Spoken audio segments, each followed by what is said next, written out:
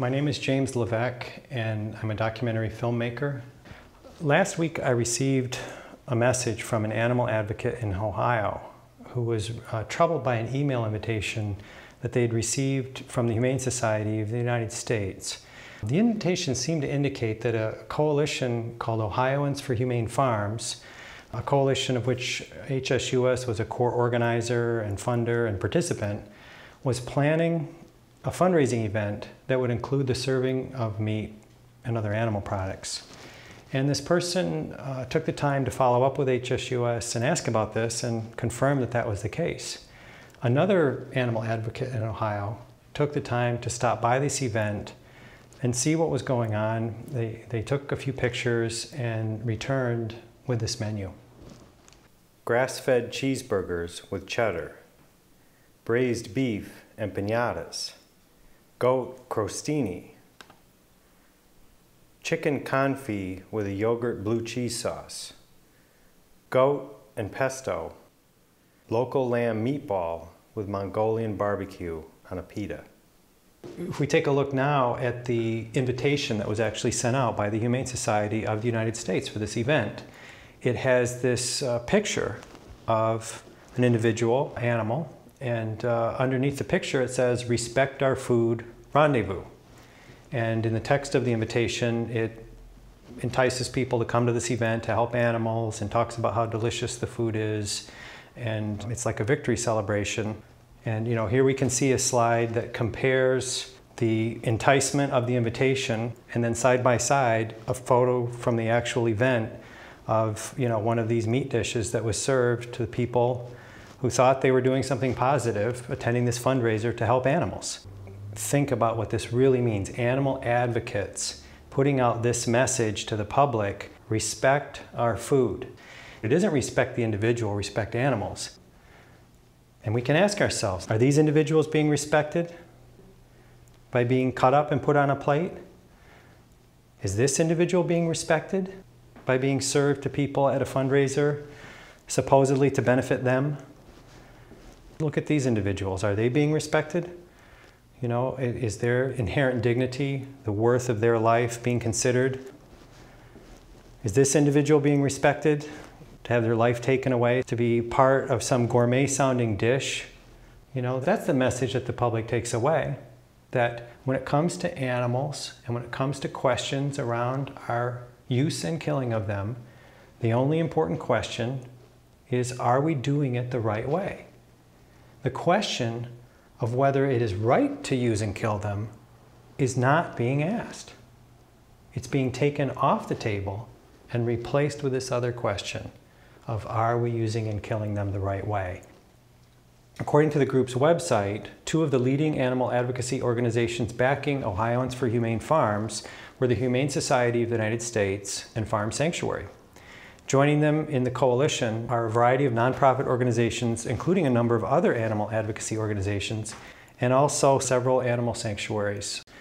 And here we have, one of the other coalition partners, the Great American Lamb Company. Now, think about the effort, the resources expended, and the human effort that so many sanctuaries put into getting members of the public to think about animals as individuals and as someone who has a face. And yet, in this endeavor, which these sanctuaries are a part of and connected to through this coalition that they've endorsed, formally, publicly, this endeavor is using the face of the animal to raise funds and to attract people to an event where that same kind of animal is being consumed by people. And if you look at this Great American Lamb Company, this is right from their website, it all becomes even more surreal. You can see pictures, it shows a family photo, and some of the animals from this farm whose fate is to be killed are in the family photo in poses and being related to in a way that suggests they're more like companion animals. And then there's a photo of the children in the family, with their trophies from probably a 4-H event.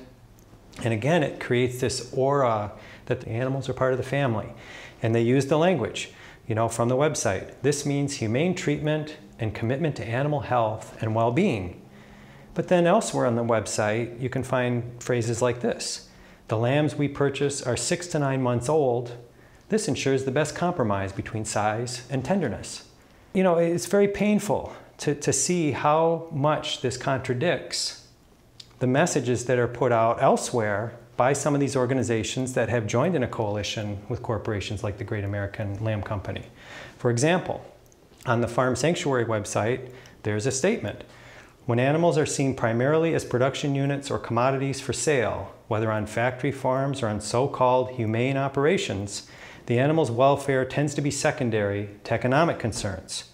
According to Webster's dictionary, humane means characterized by kindness, mercy, or compassion. Commodifying and slaughtering sentient animals is incompatible with this definition.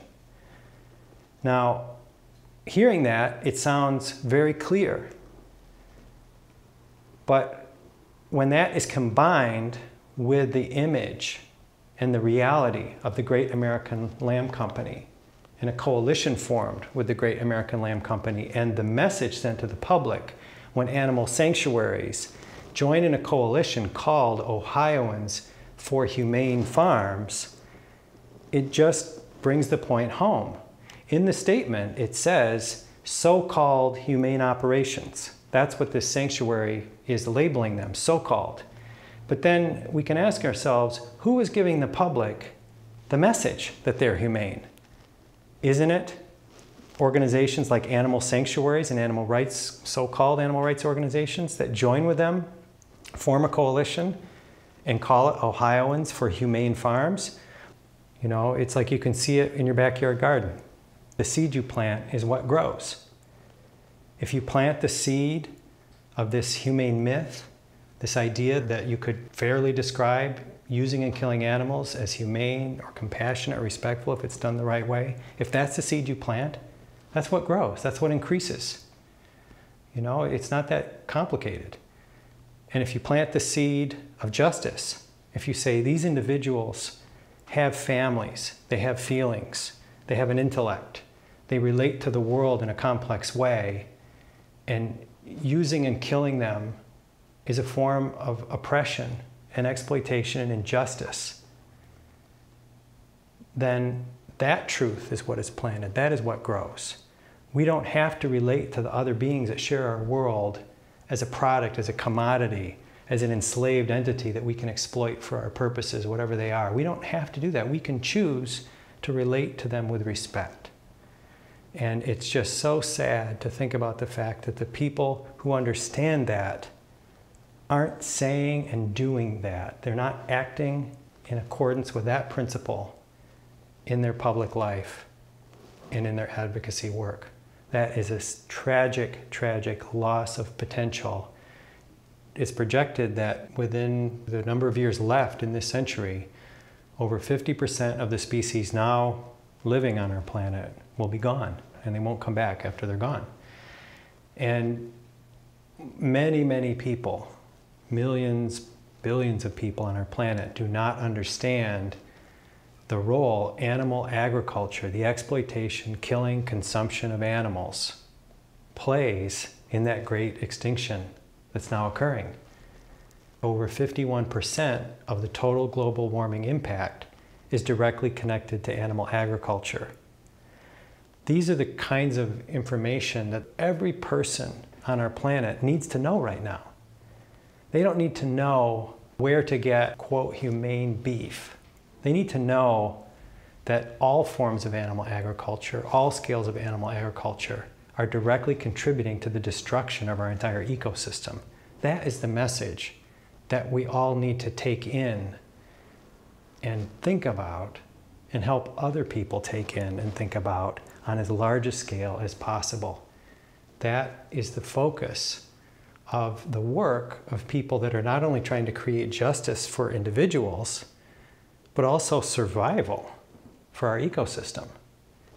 You know, and it's not pleasant to criticize the work of others or to put out a public message bringing value contradictions to light, but it's a necessity because we don't have the time for this, and these types of activities are damaging the integrity of the few people on our entire planet that have the understanding and the resources and the time to actually work for the common good.